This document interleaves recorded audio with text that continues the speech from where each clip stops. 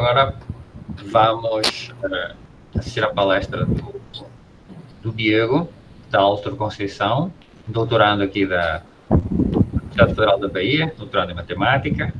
Isto provavelmente, né, vai ser o artigo relacionado com a tese dele, já está aceito de publicação.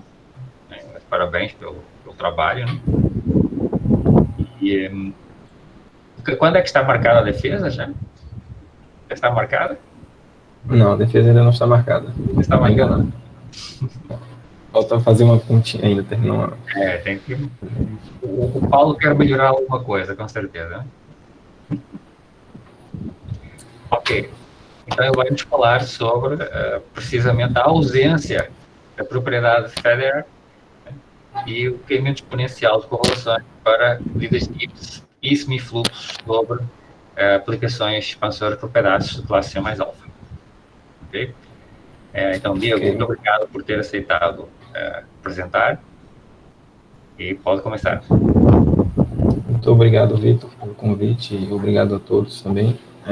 Primeiramente, eu quero pedir desculpas pelo enorme nome do seminário. Né? Então, tive que fazer o Vitor ler tudo isso aí, mas de fato eu não consegui escrever nada menor que isso. Então, aproveitando as discussões anteriores, agora eu vou tentar mexer exatamente com esse ponto, né? A falta de uma propriedade na medida e os impactos que isso tem para a gente obter o decaimento exponencial de correlações. Então, nosso contexto e os resultados são o seguinte, né? Então, a gente vai continuar trabalhando com semifluxos de suspensão, C1 mais alfa, né, sobre aplicações expansoras por pedaços, C1 mais alfa, full branch, aqui nosso contexto, os ramos completos, no intervalo também, e também aplicações hiperbólicas por pedaços.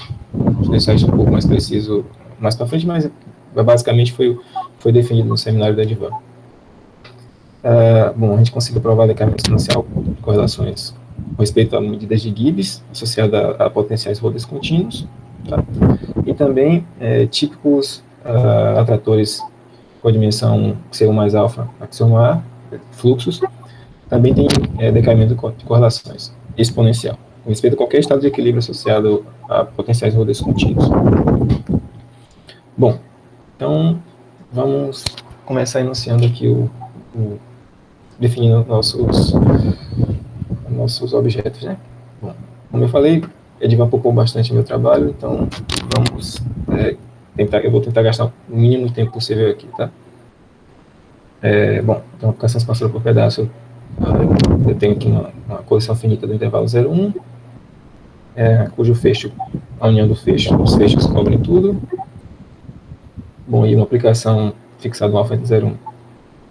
No intervalo C1 mais alfa, que seria C1 mais alfa em cada intervalo, e se estende homeomorficamente para o fecho dos intervalos, sobre o intervalo, sobre 0,1. E denotar por H a família dos ramos inversos, associado a T, e HN, os inversos de TN, do enésimo iterado da aplicação. Bom, então a aplicação vai ser expansora por pedaços, C1 mais alfa expansora por pedaços no intervalo. Se os ramos inversos são contrativos, exatamente, em algum momento eles são contrativos, e a norma comum do log da derivada é uniformemente limitada. Bom, isso vai ser piecewise expanding para a gente. Bom, a gente também vai trabalhar com skill products hiperbólicos, né? Então, você tem uma variedade riemanniana e D vai denotar aqui a métrica induzida da variedade. Então a gente vai dizer que a gente vai ter um skill product no intervalo da variedade nele mesmo, definido dessa maneira, né? A base vai ser nossa aplicação expansora por pedaços, e nas fibras a gente vai ter uma aplicação G, que a gente vai ter uma regularidade também, e esse skill product ele vai ser C1 mais alfa hiperbólico. Se, como eu falei, a aplicação na base ela for uma aplicação expansora, tá?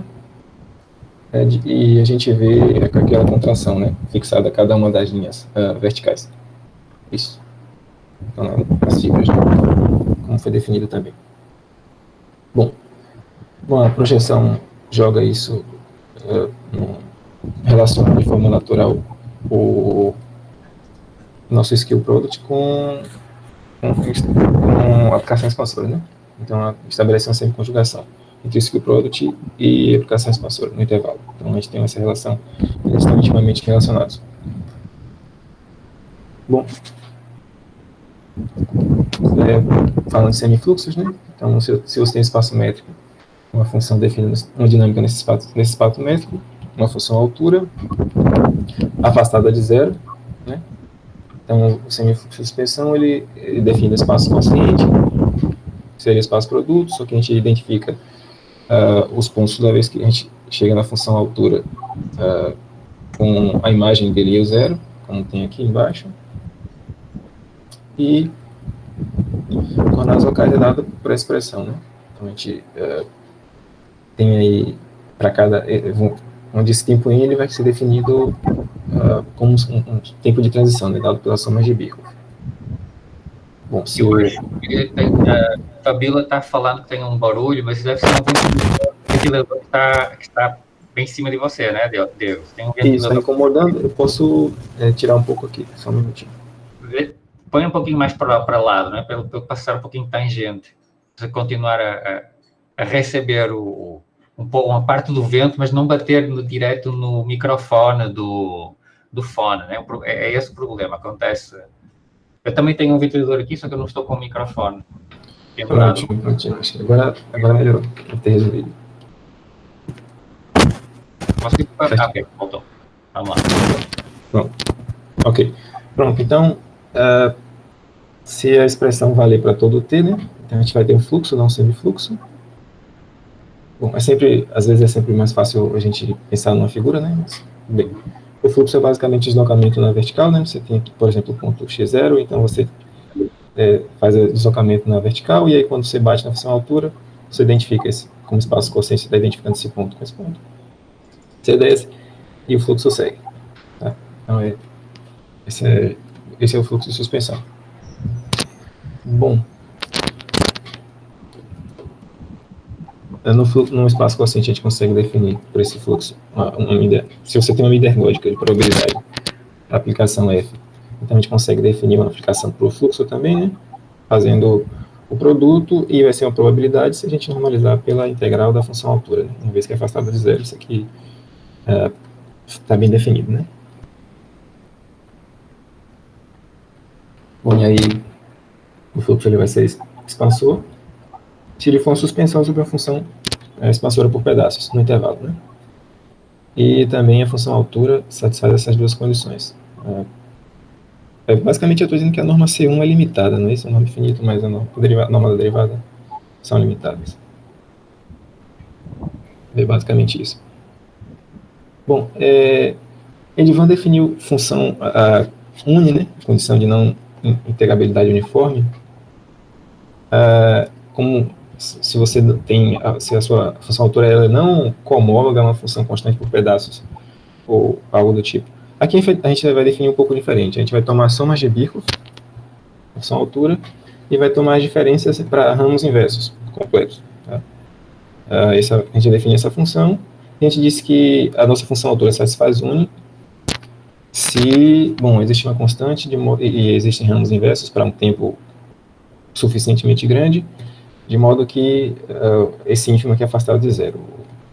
E vai implicar também que essa função aqui ela é, de certa forma, monótona. Né? Essa é uma propriedade que permite a gente fazer contas lá na frente, e é uma propriedade geométrica fundamental. Ok, estado de Gibbs, só relembrando também, se você tem aplicação expansora por pedaço, C1 mais alfa, está implícito também. Então, uma medida que não necessariamente seja invariante, vai ser uma probabilidade que não necessariamente seja invariante, vai ser o estado de Gibbs, com respeito a um potencial. Se existem constantes C2 e P, faz que a gente consegue comparar a medida de cilindros com a exponencial dessa constante mais a soma de Birkhoff, né, da pressão. Então, é basicamente isso. Então, só relembrando, o PN aqui denota os cilindros, né, o enésimo partição, né, particiona o refinamento da partição, é isso? No ponto X, e aqui é a soma de Birkhoff, né? Assim. Bom, começando aqui já as discussões, eu vou definir o que é propriedade Federer. Então, uma medida, ela é diametricamente irregular ou satisfaz a propriedade Federer se existem constantes, de modo que você consegue comparar a medida de bolas, bolas concêntricas, a princípio, tá? Dessa forma. Ou seja, você tem uma bola grande, você tem uma bolinha dentro, e você consegue comparar a medida da bola maior com a medida da bola de dentro dessa maneira. Bom, é claro, se fosse o contrário, sempre valeria, né? Se você tem uma bola grande e uma bola pequena, então a medida da menor é menor igual que a medida da bola maior. Então a forma de comparar é oposta. Tá? Bom, essa é uma propriedade, a gente discutiu um pouco aqui, agora há pouco, fundamental, a gente vai ver mais à frente por quê, no nosso contexto. Mas o fato é que, bom, é fato que estados de Gibbs associados a medidas que sejam globalmente holder, potenciais globalmente holders, satisfazem essa propriedade. O Dogolpia provou isso. Eu não coloquei algumas referências aqui, mas eu vou citando. O Dogolpia provou isso. Acho que o Pezinvais também tem uma demonstração disso. No entanto, essa propriedade ela falha se você tem, não vale em geral, tá? Porque é estado de Gibbs. É o caso, por exemplo, se você tiver aqui, você pega aqui a aplicação do X módulo 1 e olha para o único estado de equilíbrio, única medida de Gibbs associada a esse potencial aqui, pessoais constante, né? Constante por pedaço. Esse foi o contra-exemplo da Viviane Baladi, algo que foi afirmado pelo Dogolpia lá no texto. Então, de fato, não vale para qualquer estado de Gibbs. Então, nossa motivação e o nosso desafio foi tentar provar o resultado de decaimento de correlações ainda sem essa propriedade, ou tentar provar essa propriedade de alguma forma mais fraca, certo? Pronto, então só dando continuidade, fluxos hiperbólicos, relembrando aqui um conjunto compacto, seja em uma variedade compacta e um fluxo suave, é um conjunto compacto invariante que não contém pontos fixos, é chamado de hiperbólico. Se, bom, a gente consegue decompor o fibrado dele num espaço estável, um espaço da direção do fluxo e o espaço instável, e existem constantes em que a gente vê contração no espaço estável para o futuro e contração no espaço instável em menos do espaço estável do passado. Enfim, são os conceitos que a gente já conhece, e a gente também são fatos que dado um conjunto hiperbólico, ele é um conjunto básico. Se ele for transitivo, as órbitas periódicas são densas no conjunto, e você tem uma vizinhança dele cujo saturado dá o conjunto inteiro, né? Então o fluxo ele vai se axiomar se o não errante, o conjunto não errante é um conjunto hiperbólico e coincide com o fecho dos elementos críticos, né? É formado pelas órbitas periódicas e singularidades. Pronto, então, devido à existência das partições de Markov, tem lá que é Bowen, né? Bowen-Roelle, a restrição de axiomar qualquer um dos seus pedaços básicos é semi-conjugado a uma suspensão, né? um semifluxo de suspensão sobre um subshift do tipo finito. A gente consegue codificar, né? A dinâmica. Bom, os espaços de Banach também, a gente vai ter que provar decaimento de correlações, então a gente precisa saber em qual espaço a gente vai trabalhar. São as funções cuja norma Rho é limitada, né? Aqui na suspensão, tá? Bom, e também tem esse espaço mais fraco aqui, né? Que a gente está olhando para aqui na direção a derivada na direção do fluxo, né? Então, só formalizando, aqui a norma Rho e essa norma aqui que é dada pela soma das derivadas na direção do semifluxo. Prontinho, então a gente pode definir. Bom, isso aqui foi, se a gente for fazer a mesma coisa para suspensões de skill product, basta tomar o nosso y aqui, que a princípio era um espaço métrico qualquer, como sendo o espaço produto, né? Onde está definido o skill product. Tá? Então, as modificações seguem analogamente. A única diferença vai ser a norma Holder, né? Que vai ter uma coordenada a mais, e a gente tem que tomar um cuidado na hora de escrever, tá? Bom, a gente também pode definir que se você tem um fluxo e você tem potenciais duais aqui, um L no L e L infinito, então a função de correlação é definida dessa forma, também a gente já sabe.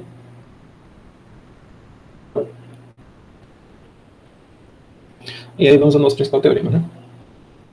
Bom, o principal teorema, ele diz o seguinte, se você, no nosso contexto, né, então, intervalo 0,1, a aplicação expansora por pedaços no intervalo, satisfazendo as condições I e 2I, que foram ramos inversos contrativos e o log da derivada, a norma Holder, né, do log da derivada uniformemente limitada, e a função altura satisfazendo uni, né, e aquela condição que é a norma 1, a norma C, perdão, a norma C1 também uniformemente limitada. Então, suponha que que você tem uma medida tem variante ergódica, um estado de Gibbs, né, para um potencial que seja piecewise Holder contínuo, né. Então, a gente tem decaimentos exponenciais de correlações naquele espaço mais fraco, tá? Bom, não sei se mais fraco é exatamente a palavra, mas do ponto de vista de regularidade, né? Seria isso. Bom, então aqui a gente conseguiu mostrar que vale para qualquer estado de equilíbrio, pelo menos no intervalo, Gibbs, né? Bom, a gente vai discutir aqui isso sabendo que essa medida aqui já não satisfaz, em geral, a propriedade de Federer. O segundo teorema, a gente consegue ver que a forma como a gente prova isso, dá para mostrar que isso vale também, não apenas para aplicações de intervalo, né? A gente pode passar para skill product.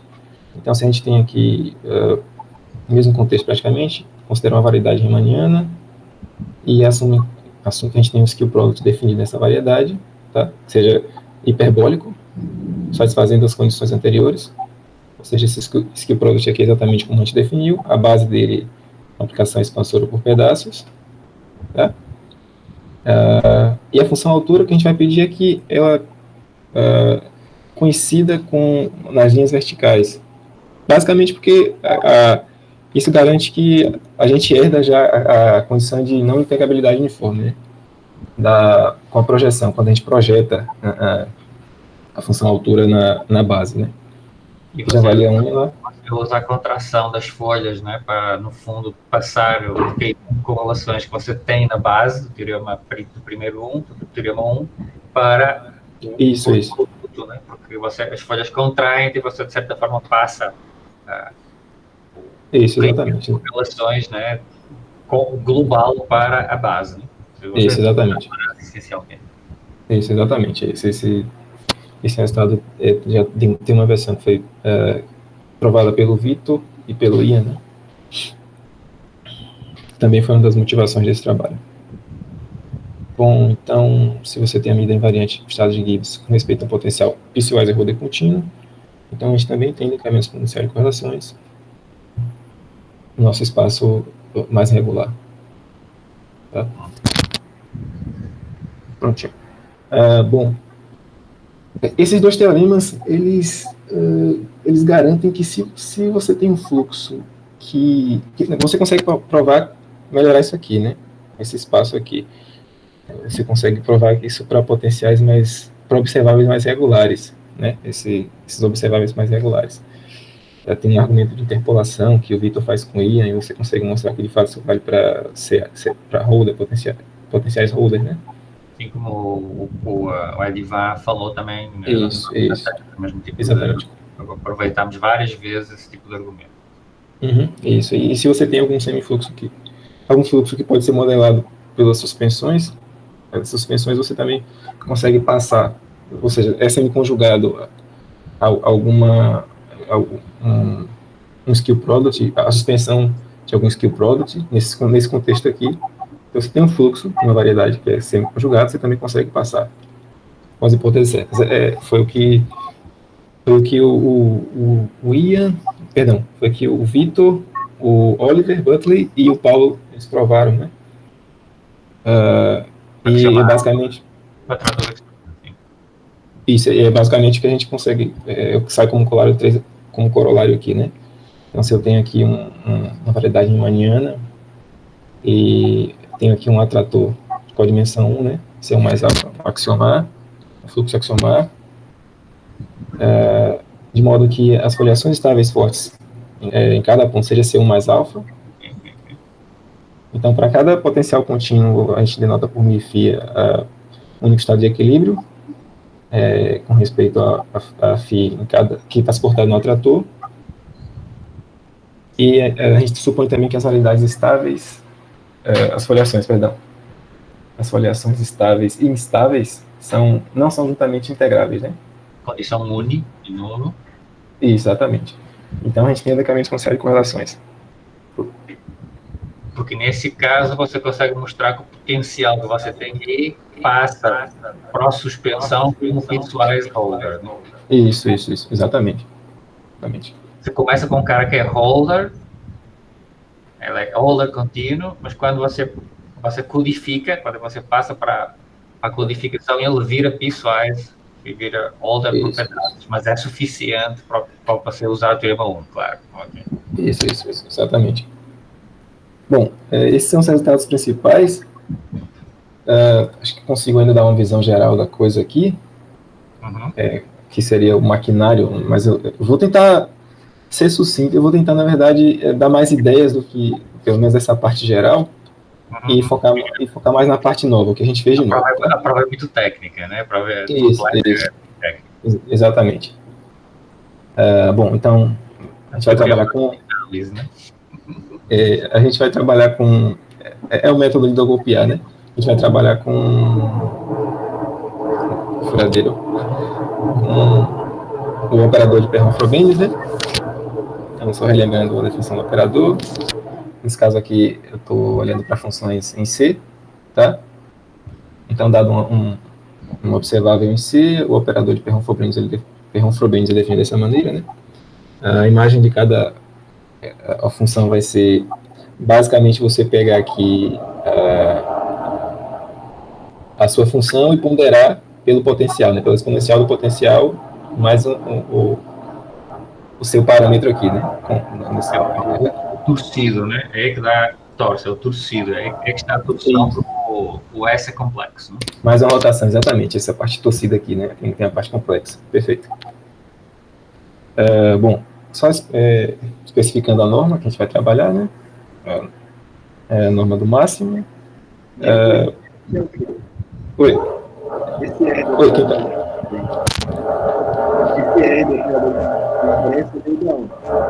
Desculpa, tá um pouco baixo, Thiago. É Thiago que tá falando? Esse R do operador de transferência. É a função altura, perdão. O R é a função... É a função altura, sim. É a função altura. Isso. Certo? É exatamente o mesmo operador que aparece quando se faz a prova, no caso que o Edvan esteve falando, né? Isso, exatamente. Só que o φ, como é o log jacobiano, então vai aparecer quociente. Exatamente. Baixo. Isso. Mas é o mesmo operador, só que agora o φ exatamente. O potencial está de equilíbrio qualquer, isso. Bom, a ideia é basicamente, quando eu falo basicamente, eu não estou dizendo que é simples, tá? Estou dizendo o que é que se faz, né? Você pegar a transformada de Laplace da função de correlação, tá? E você usa, tem um argumento que você consegue escrever a transformada de Laplace em função de iterados do operador, tá? Aplicado a transformadas na direção do semifluxo. Desculpa, eu voltei aqui. Pronto. E aí, a gente fica subentendido que a gente consegue provar decaimento de correlações se a gente conseguir uma contração forte para esse operador aqui, para os iterados do operador, tá? Que de fato se torna o resultado principal. Então, na prática, o que é que a gente precisa fazer, né? Na prática, vamos descendo as coisas, né? Digamos que esse seja o resultado principal. Então, eu suponho que existe uma certa região... Alguém me chamou? Pronto. Existe uma certa região em que a transformada de Laplace ela vai ser analítica, certo? Para todos os potenciais que você escolher ali. E, além disso, vale essa condição aqui de limitação. A gente consegue majorar dessa forma. Tá? Pronto. Provar isso passa por mostrar que se tem uma contração forte do operador. Mas isso aqui garante o resultado, por quê? Porque, bom, a gente expande... Desculpa. Paley Wiener depois, né? Você vai expandir isso primeiro e depois aplica o teorema de Paley-Wiener. Exatamente. Então, a gente expande em Taylor, isso aqui, naquela região. A gente estima os dois termos, primeiro, estima os termos, basicamente, tá? Então, vai ficar uma parte aqui da integral que vai ser uma constante.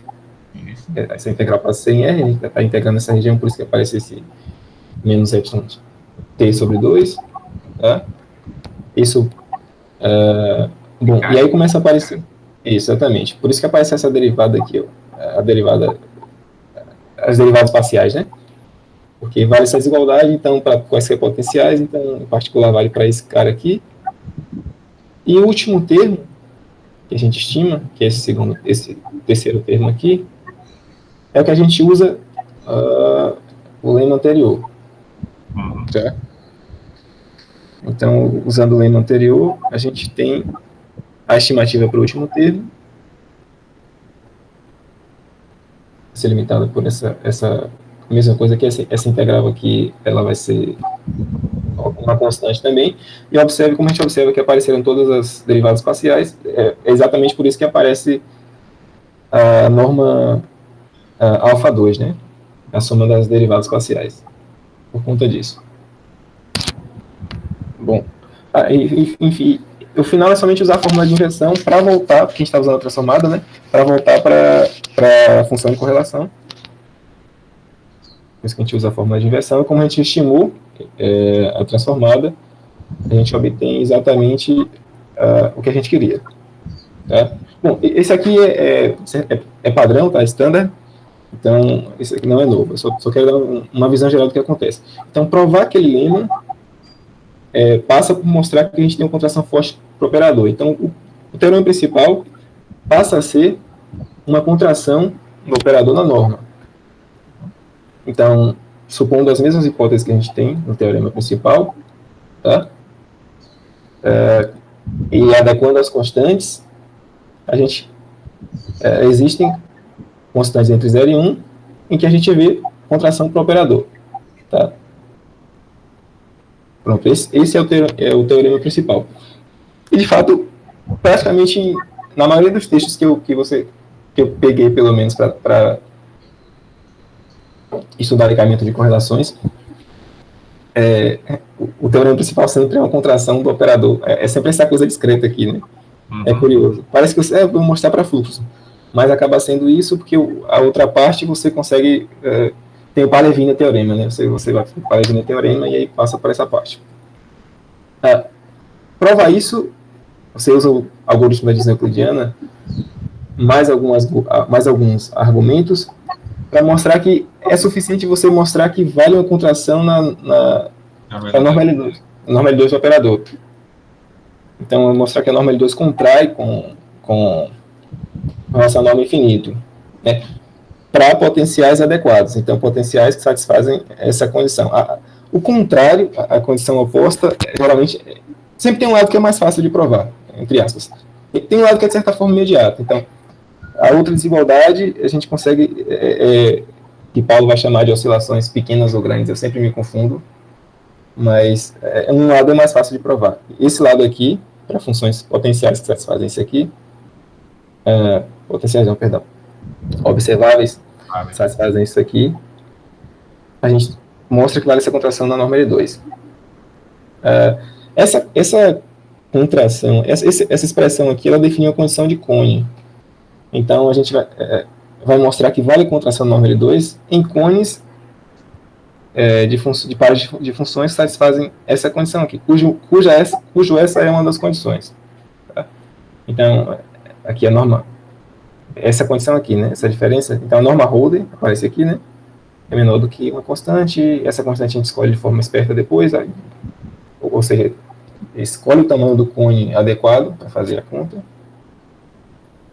e se define o cone. Então, os cones que a gente vai trabalhar são esses aqui, isso aqui é a motivação, tá? Então, esse é o cone que vai dar certo. Só falando um pouco, são pares de funções, em que uma função é uma função real, tá? O U aqui é uma função real, de fato, real mesmo, e limita a outra função. Pronto. A norma holder do log da função U é limitada também, e vale essa última condição que eu falei agora há pouco, tá? E aí vamos aos cancelamentos, de fato. Bom, o que é que diz o lema de cancelamentos? Que é a parte essencial aqui. Ele diz basicamente o seguinte: dado que você tem aquela condição de uni, de não integrabilidade uniforme, o que é que a gente pode fazer, né? O que é que existe de fato? Eu não vou descrever exatamente tudo, eu vou dar a ideia do que se faz, tá?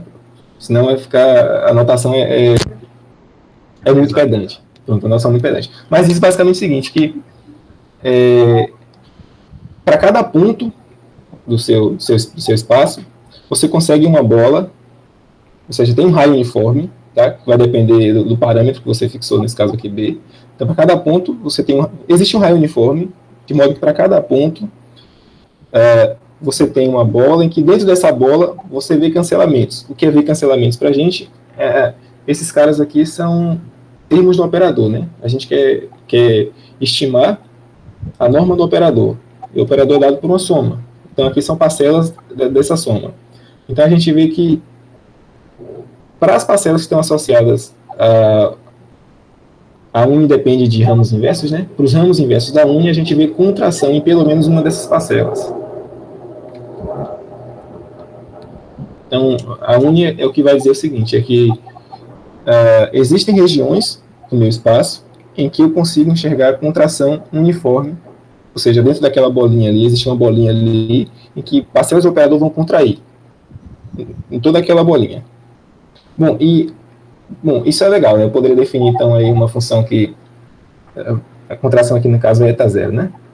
Que vale eta, vale eta e vale, sei lá, qualquer coisa depois, né? Desse eta. Mas aí eu tenho que suavizar, né? Eu tenho que fazer isso de forma suave. E aí eu defino essa bump function aqui, da forma, eu também não vou escrever, é pedante, mas basicamente só quero dizer que essa função que suaviza, ela faz duas coisas, ela suaviza, ou seja, permite que eu veja essas contrações para as parcelas do operador, e além disso, também, essa bump function, ela permite que os cones sejam invariantes. Eu posso trabalhar eu vejo invariância nos cones, no sentido de que, nesse sentido aqui, tá? Quando eu aplico o operador dessa forma aqui, então a parte real do operador para o iterado da uni e a bump function vezes restrita a um par de funções que está no cone, né? E aqui é desse lado, do outro lado apenas a função observar. Exatamente. Então isso ainda vai pertencer aos cones, ok? Então a gente tem essa invariância para os cones. Ok. Então, eu tenho regiões em que eu vejo cancelamentos nos cones, tá? Ou seja, tem regiões em que eu sei que ter parcelas do operador contraem ali, ok? Pronto. Então, para provar a contração do norma L2, basta eu mostrar que, o que é que eu faço? Eu tomo uma sequência que eu sei que está no cone, por exemplo, aqui, função constante igual a 1, e eu pego uma função qualquer, um observável qualquer, normalizo, tá? E aí eu começo a girar pelo operador, começo a retirar, exatamente. Eu sei que esses pares aqui vão estar no cone também, são pela invariância. Pronto, e aí é suficiente então mostrar essa recursão aqui, uma fórmula recursiva. E aí eu consigo contração. Por quê? Porque de fato se V vai ser igual a V0 vezes a norma infinito, aqui, né? Então a norma infinito vai sair da integral, da norma L2. Isso aqui é exatamente a definição do VM, do mesmo termo, é fácil ver. Como está no cone, isso aqui é limitado pela parte real, e aí eu levo todo mundo ao quadrado, passo a integral, e aí eu obtenho exatamente essa recursão, né? Basta iterar que eu obter aqui o meu beta m, E, bom, como a função é invariante, né? Então, e essa aqui é a função constante igual a 1. Então, eu vou ter exatamente a contração que eu quero. Bom, então, basicamente, basta mostrar aquela recursão. Mostrar aquela recursão, então, o que é que eu faço a seguir é utilizar Cauchy-Schwarz e os cancelamentos, né? Para estimar aqueles termos. Isso aqui é exatamente o iterado do operador. Tá? Pronto. Então, eu sei que... o que é que o lema de cancelamentos me permite? Permite particionar o meu espaço em regiões em que eu tenho cancelamentos e no complementar disso. Então, onde eu tenho cancelamentos, onde eu tenho contração, por cancelamentos eu digo contração, eu consigo estimar dessa forma. E na outra parte, eu consigo estimar pelo menos como os iterados do operador, no termo seguinte, né? Lembrando que eu quero provar uma recursão. E esse termo aqui, ele pode, quando o sigma é pequeno, ele vai ficar bem próximo de 1, então, digamos que seja um tipo de resto. Pronto. Então, eu tenho essa estimativa, né? Espaço integral. E aí, o ponto-chave é o seguinte, eu quero mostrar que essa expressão é comparável com essa, ou seja, aqui é onde entra, de fato, a propriedade Federer. Eu preciso mostrar. Então, digamos que o teorema principal agora seja mostrar que a integral na região onde eu tenho contrações ou cancelamentos é comparável com a integral na região onde eu não tenho, onde eu não vejo, onde eu não sei se tem, digamos assim, tá?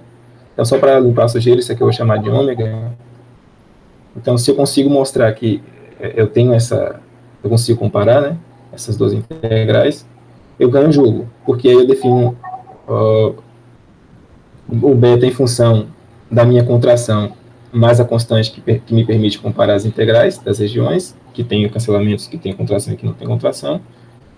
E aí, bom, isso aqui equivale a eu ter que delta' é dado por expressão, somente basta fazer uma continha básica.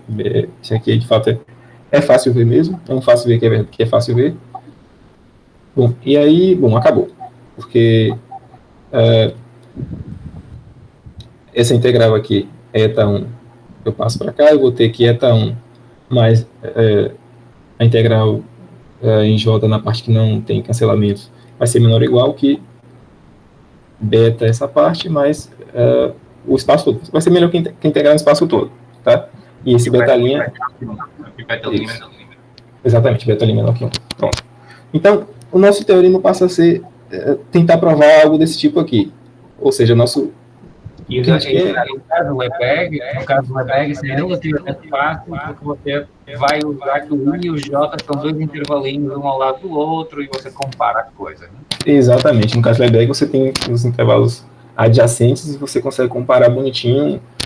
Como o Vitor tinha falado, as medidas são absolutamente contínuas e isso facilita muito. É a medida geométrica, né? É como se medida e diâmetro se comportam bem. Estão bem associados. No caso, toda a medida de Gibbs, né? Então, o que a gente fez foi construir... então, junto a gente consegue o resultado. Tá aqui. Como eu falei, é só escolher o cara adequado. Bom, foi construir uma partição adaptada para a medida de Gibbs. A gente teve que passar por isso. Bom, e aqui a gente vai escolher os intervalos I e J de forma especial para ter a relação que você precisa. Né? Isso, exatamente. É um pouco disso. É porque a gente, lá no lema de cancelamento, são intervalos, de fato, a gente precisa trabalhar com intervalos, tá? Mas o que a gente vai fazer vai ser escolher cilindros, que a medida de Gibbs ela enxerga cilindros, bem, né, a gente viu, e tomar depois intervalos dentro desses cilindros. Então, só relembrando aqui, se a gente tem uma partição finita de Markov, em aplicação no intervalo 1, né? Bom, perdão. Isso, exatamente. A gente tem uma partição finita de Markov, dada pelos ramos inversos. Então, a gente pode definir aqui o refinamento dessa partição. Acho que agora começou a fazer barulho. Mas você assumiu inicialmente a sua transformação mínima partição com Markov finita? Você trabalha com finita? Exatamente. Você trabalha com finita, né? Nós trabalhamos com finita. Infelizmente. Ok. Então, esse é o refinamento da partição, só alguns fatos básicos. Então, o elemento contém x é dado por essa expressão, né? A definição é esse aqui. Bom, e por Markov, a gente tem que a imagem do elemento contém x é o elemento anterior na imagem do ponto x. Vai passar. Bom, e como aplicação expansora também, a gente tem que o diâmetro dos refinamentos, eles vão exponencialmente para zero, né? Então, quando a gente refina, o diâmetro dos elementos da partição vão ficando cada vez menores, que pode ser traduzido através dessa expressão aqui. Tá? Bom, ok. Então, o primeiro resultado é o seguinte. O primeiro resultado é que, ajustando nossas constantes de forma esperta, então a gente quer definir conjuntos que dependem de um parâmetro, né? Então a gente consegue uma partição do intervalo, bom, exceto o número finito de pontos que aí a medida resolve, tais que essa partição digamos, é da ordem de 1 sobre B, tá? Então, os elementos da partição vão ser da ordem de 1 sobre B. Esse é o primeiro lema que a gente prova. Bom, e aqui vai ser uma partição por cilindros. Então, como é que a gente prova isso? Bom, fixou B como esse aqui, né? Então, cujo o diâmetro de cada um desses caras é maior do que 2 delta sobre ρ menos 1. Por quê? Porque eu sei que se... a gente está pensando na motivação foi o lema de cancelamentos mesmo. Eu sei que se o cara tem diâmetro de 2 delta sobre módulo de B, ou seja, da ordem de 1 sobre B, eu sei que eu vejo cancelamentos. Se o diâmetro dele é maior que isso aqui, ali eu sei que tem cancelamentos. É isso que diz o lema de cancelamentos. Fixado em qualquer ponto. Pega uma bola cujo diâmetro seja maior do que isso aqui. Você vai ver cancelamentos ali dentro. Você vai ver contração nos termos do operador. Então, a gente precisava de uma partição que já começasse satisfazendo isso. Uma partição que a gente conseguisse enxergar cancelamentos. Ok. Então, fixando B como o anterior. Então, para cada ponto, a gente escolhe o maior inteiro. Né? Esse aqui vai ser, de certa forma, um tempo de transição, né? De modo que o diâmetro ainda é maior do que o termo anterior. É maior do que isso aqui.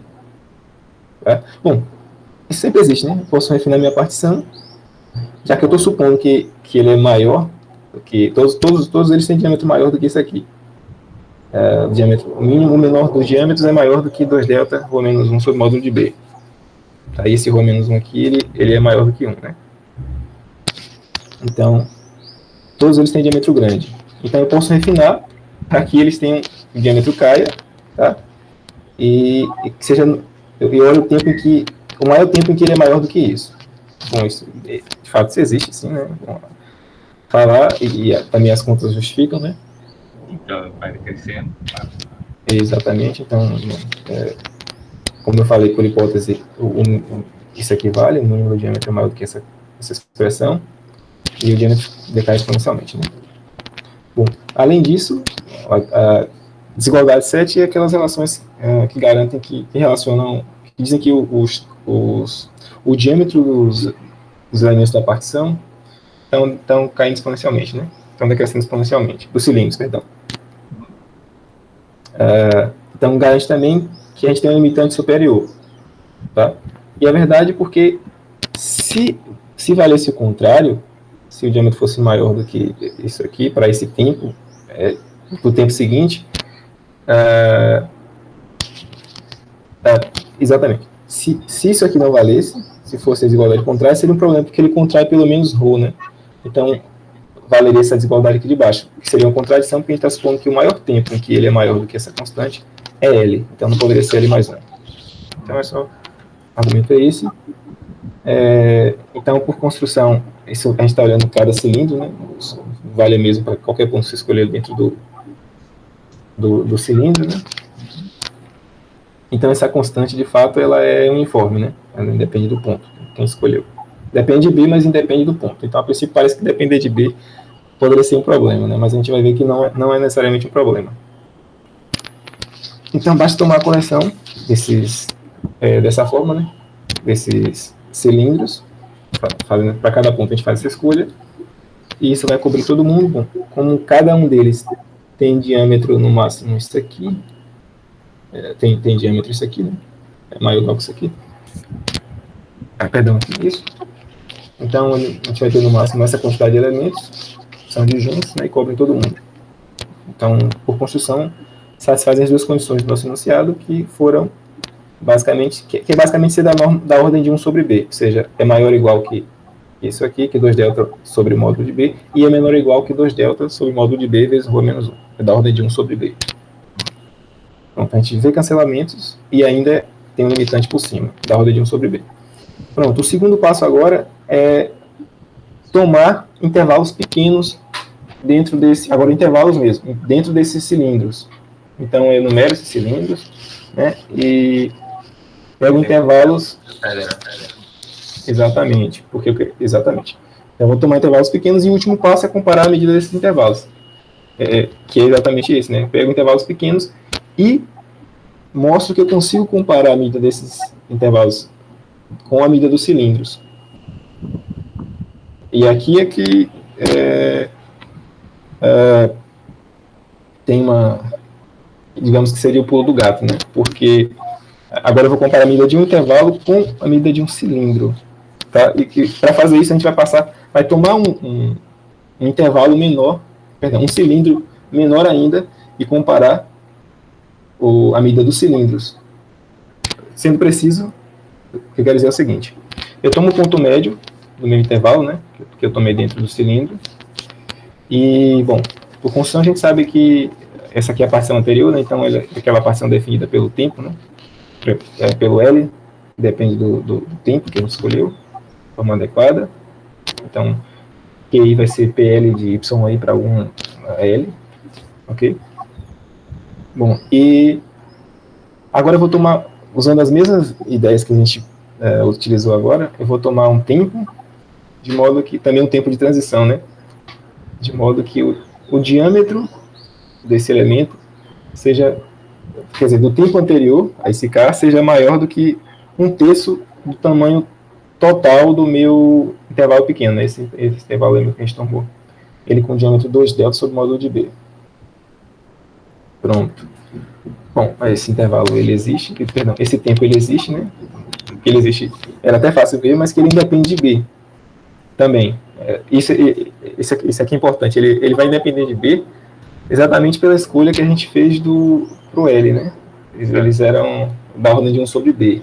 O diâmetro de L é da ordem de 1 sobre B. Então, garante que o K0 é um limitante para esse K e não depende de B. Pronto. Então, bom. Então, mais uma vez, utilizando as mesmas desigualdades lá, a mesma ideia, a gente consegue mostrar que, então, no tempo seguinte, já que esse é o maior tempo que ele é maior, isso vai ser menor, extremamente menor, tá? Exatamente, em KI. Então, a gente consegue mostrar que eles também, os intervalos pequenos que a gente toma dentro, também são da ordem de 1 sobre B. Agora de deltazinho sobre B, né? Então, a gente consegue, faz a construção, mas sempre controlando as estimativas. Pronto, então a gente pegou o intervalo da partição, tomou um intervalozinho pequeno e tomou um cilindro dentro desse intervalo pequeno. Agora, né? Porque, bom, esse cara contém o ponto médio do cilindro, tá? E o diâmetro dele é menor do que 2δ, é menor do que 1/3 do intervalo menor, do intervalo que eu tomei. Então, isso garante que ele contém o cilindro, né? Então, eu tenho um cilindro grande, um intervalo dentro desse cilindro e outro cilindro dentro desse intervalo. Tem essa cadeia. Então, agora a gente usa a propriedade de Gibbs 2 vezes para mostrar que... Para fazer a comparação, né? A medida do intervalo é maior do que a medida do cilindro que está contido nele, ok? Aí a gente usa a propriedade de Gibbs 2 vezes, só a definição mesmo da propriedade de Gibbs, para fazer com que apareça agora a medida já que eu tenho agora, né? Um cilindro contido num cilindro maior, eu consigo comparar a medida desses cilindros, tá? São comparáveis. E aí, bom, como eu consigo comparar, e essas constantes aqui, isso aqui é limitado por... Posso tomar a norma infinita do meu potencial, tá? E aqui isso é limitado por uma constante que não depende de B, então essa constante aqui ela não vai depender de B. Então, basta eu tomar, então, o meu gama vai ser tudo isso aqui, né? Para ser a constante que permite que eu faça comparar. E essa constante aqui não precisa ser maior do que 1, como a gente sabe. Não precisa ser menor do que 1, né? E basta que seja independente de B, de fato. Então, esse foi o segundo passo. A construção basicamente foi essa: escolher cilindros, pegar um cilindro, tomar um intervalo pequeno lá dentro, e em seguida tomar outro cilindro dentro desse intervalo e comparar, utilizar que eu posso comparar cilindros com cilindros para poder estimar a medida do intervalo quando o cilindro maior. Bom, e aí o passo seguinte é simples, é natural. Agora é repetir tudo, né, do mesmo jeito. Isso, exatamente. Agora é somente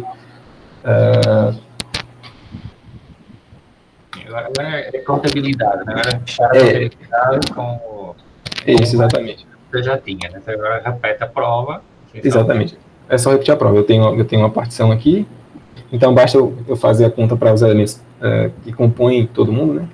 Os meus JIs e QIs, os intervalos pequenos e os cilindros que os contêm. Em cada um, você toma os cancelamentos em cada pedaço, em cada QI. Né? Exatamente, por construção o diâmetro dele já é adequado, então o cone, esse aqui também é uma das condições que aparece no cone, né?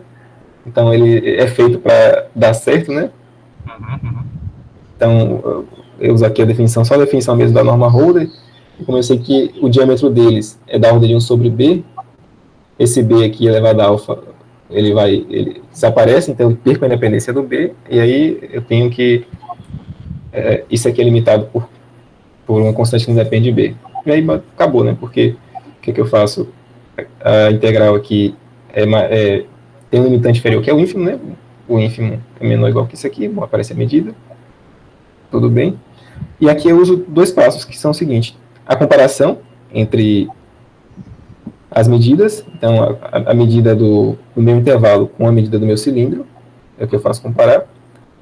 Aqui, como essa expressão é limitada por cima, por uma constante que não depende de B, basta passar exponencial aqui, e eu consigo comparar esse ínfimo aqui em J, né, porque vale para todos os pontos em QI que contém J, com o máximo, exatamente. Eu posso trocar o ínfimo pelo máximo em Q. Então, a medida de QI vezes o máximo, eu posso majorar essa integral, e o resto é a constante, que aparece aqui. E basicamente é isso. Esse foi o argumento que a gente utilizou para poder não precisar, não é que não precisar, né? Provar o teorema sem precisar usar Federer. Tá? E basicamente foi isso. E terminou, né? Isso, exatamente. Muito bem.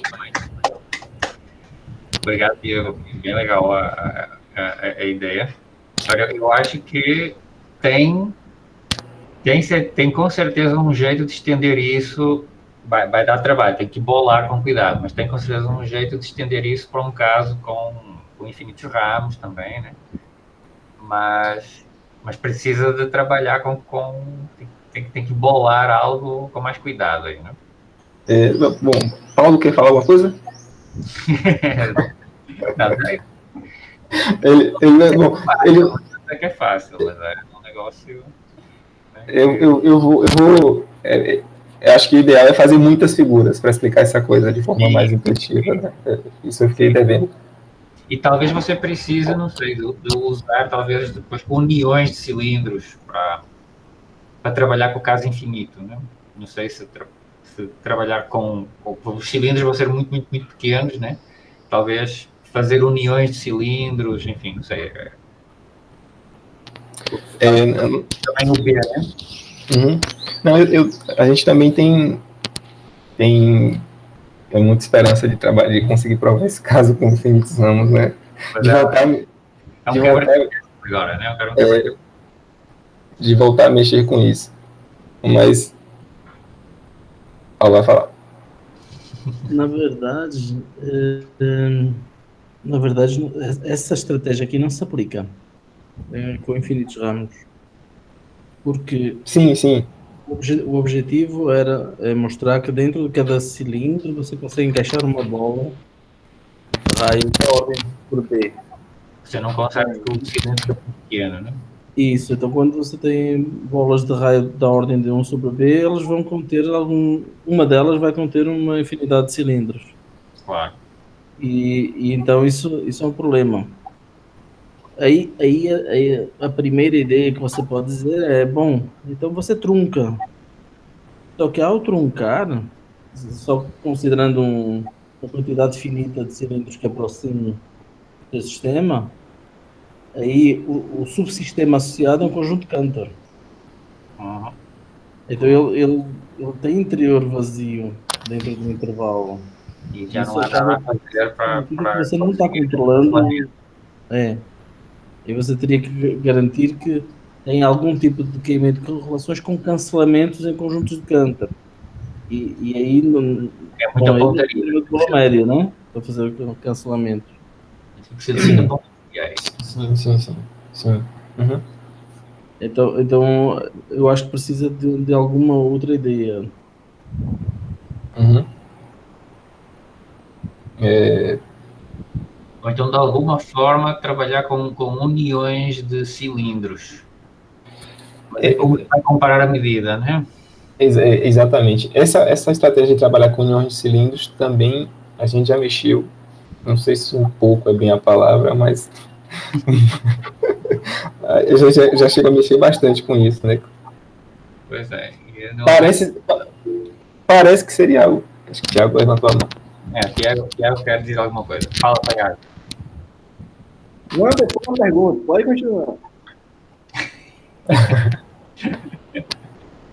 Parece que às vezes parece que vai, mas sempre trava em algum lugar. Era do tipo, sei lá, a gente tem os intervalos de cancelamentos, e aí a ideia era tentar preencher. E sabe que para intervalos pequenos a gente vai ver cancelamento, vai ver contrações, né? Vai ver os cancelamentos. Então tentar preencher esses intervalos, dar uma gordurinha para construir, com uniões cilíndricas, unir, refinar bastante, fazer uma união ali para preencher essa parte de cancelamentos. Mas aí quando passa para comparar essa massa com o total, que é difícil. Que aí fica bem trabalhoso. Sim, depois você precisa com aquele K0 que você obteve ali, né? Que é uniforme, você no caso finito o bicho é uniforme, mas no caso infinito você pode perder o controle daquele K0 também. Né? Uhum. Isso, exatamente. Pode, Thiago? Eu tenho umas perguntas, mas assim, como eu sou quase ignorante no tema, então trate bem minhas perguntas. Podem ser boas, mas de qualquer modo, por exemplo, eu percebi que tem um certo cuidado muito grande em comparar ou bolas com bolas, ou como você fez, usar os cilindros para comparar a medida de cilindros e medida de bolas. Mas isso é uma dificuldade técnica por causa da técnica do WPA, ou existe algum tipo de outra luz, outro caminho que te permita dizer assim, olha, o fato de ser Gibbs já deve ser suficiente? A dificuldade em fazer as comparações, eu não sei se a resposta seja satisfatória, mas a princípio, Thiago, a dificuldade é por conta da medida em si, da natureza da medida. Porque, por exemplo, se a medida é como um Lebesgue, que é geométrica, então, se você tem intervalos, se você particiona, sei lá, seu espaço de alguma maneira, e você tem intervalos adjacentes, que vale o seguinte, se os intervalos são adjacentes, sempre que você consegue comparar o diâmetro dos intervalos, então você também consegue comparar a medida dos intervalos, isso uniformemente. Essa é uma propriedade... Mas é isso. Isso que você precisa tanto é uma dificuldade da técnica do double piat, ou seja, ao aplicar a técnica, chega um momento que inevitavelmente você cai nisso. O problema em si de decaimento de correlações para semifluxos te induz a isso, entendeu? Não, a técnica. Essa técnica induz a isso. Então, a princípio, poderia ser que por um outro caminho o Gibbs fosse suficiente. princípio, sim, poderia ser. Inclusive, tem... O problema é achar a técnica por um outro caminho, né? Aí tem que ter imaginação, porque o Dolgopiat tirou essa ideia, né, de usar o operador de transferência com o twist, né, com os complexos, precisamente para obter os cancelamentos, né? Isso. Uma sacada super inteligente dele que funcionou, né? Tiago, em resumo, deixa eu só sumarizar aqui uma coisa da apresentação do Diego, é que então, o que a gente provou foi que não precisa Federer. Se tiver um número finito de intervalos, Gibbs é suficiente. Existem Gibbs que não são Federer, mas Gibbs é suficiente. Você está falando sobre infinitos ramos agora, não é isso? Sim. Na verdade, eu estou pensando desse ponto de vista infinito, mas do ponto de vista mais amplo, ou seja, vocês tiveram que sofrer para tentar se desviar do Federer, não é? Aí a minha questão é assim, é bem simples. A priori, quando você pensa no problema de decaimento de correlações, você já vislumbra que precisa encarar um problema desse tipo ou não, entendeu? Sim, eu acho que vai precisar, sim. Do ponto de vista, é um problema da técnica do Dolgopiat, de fato, sim. Você não é obrigado a usar o operador de transferência torcido, o twisted. Você não é obrigado a usar isso. Sim. E aí tem uma segunda pergunta, que é a seguinte, você colocou no caso de semifluxo, botou uma expansora por pedaços, né? Isso. O fato de colocar uma expansora por pedaços está associado a ser uma expansora por pedaços mesmo, ou ao fato dela ter propriedades que a gente conhece muito bem? Um controle do operador de transferência dela, enfim. Você quer saber se eu tomo isso como hipótese pela natureza da dinâmica em si, ou porque é uma dinâmica que as coisas funcionam bem? É isso? Ou é uma dinâmica que você conhece, por exemplo, o operador de transferência? Conhece muito bem o operador de transferência. São as expansoras, de fato, né? Sim.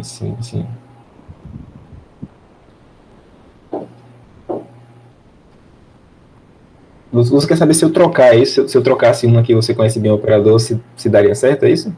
É isso. Suponha que eu pego uma dinâmica que você sabe muito bem como é o operador de transferência dela. Certo. Você ainda consegue fazer as coisas? Você conhece muito bem as propriedades espectrais do operador.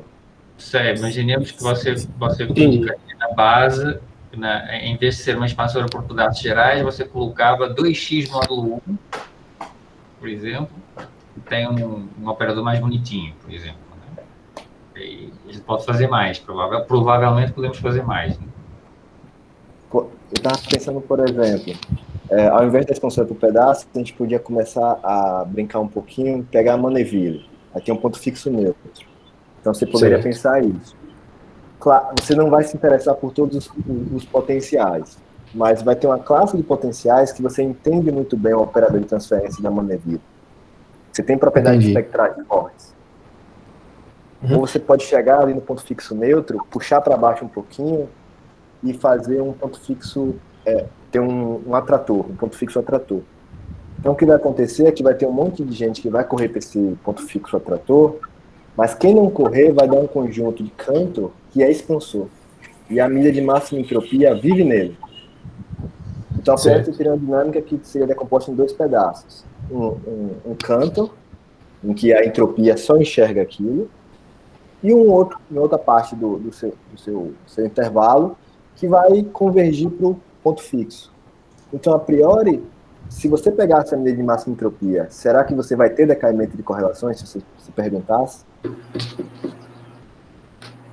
Entendi. Aí você teria que provar, a ideia é provar o decaimento usando outro caminho, né? Usando alguma coisa sem ter que fazer os cancelamentos, né? Isso. Usando talvez o fato de você conhecer muito bem essa base, do ponto de vista de teoria espectral, do operador de transferência. Ou seja, o operador de transferência no sentido clássico. Você entende muito bem esse operador de transferência, será que você não vai conseguir entender o decaimento? Sim, essa é uma pergunta curiosa mesmo. Só sobre o Manuville como ainda, Thiago, é porque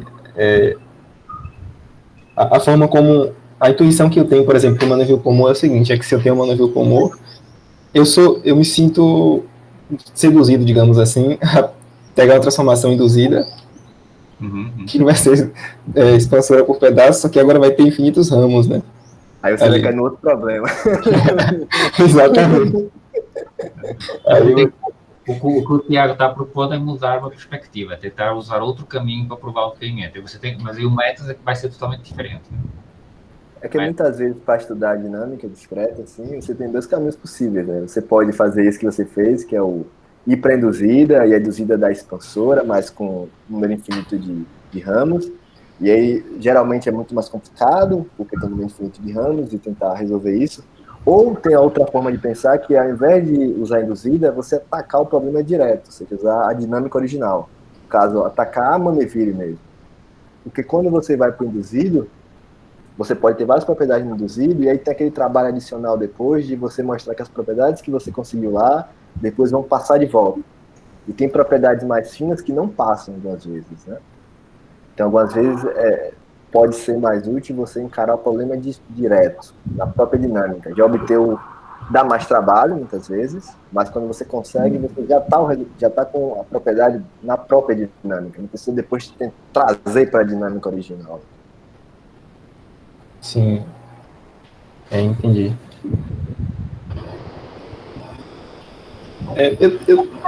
Bom, eu não sei se...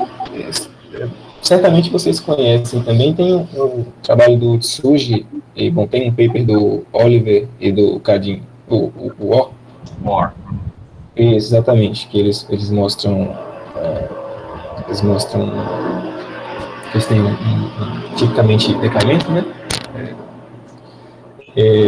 Mas que eles usam um argumento eles usam uma abordagem um pouco diferente a princípio, e eles passam por transversalidade. Então, eles trabalham também com operador de Perron, torcido, mas eles não usam... a forma como eles apresentam não tem número de cancelamentos a princípio, não tem essa maquinária de bloquear, mas eles usam transversalidade para isso. Aparecem lá umas integrais oscilatórias que acho que seria o equivalente a esses cancelamentos. Mas é uma abordagem curiosa também. E a princípio parece que não tem nada a ver com os cancelamentos, sabe? Parece que não tem nada a ver com o Federer, com essa coisa que a gente vê aqui diretamente no Dogopiar. Que a Viviane fez, que o Vitor fez com Ian e por aí vai.